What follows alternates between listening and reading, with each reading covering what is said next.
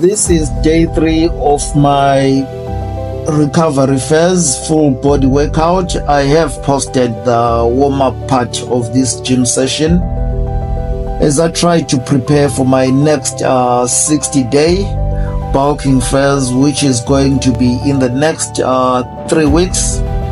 I will try to add a little bit more cardio, and I'm always talking about avoiding injuries.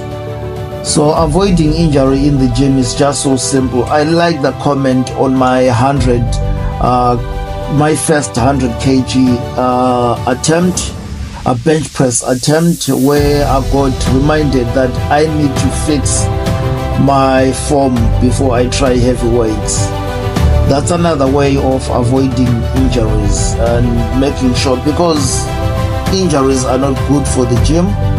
And I am open to any criticism, I am open to any opinions, any advice, any guidance, as I try to make this journey fun and motivate people as well who are interested in keeping fit.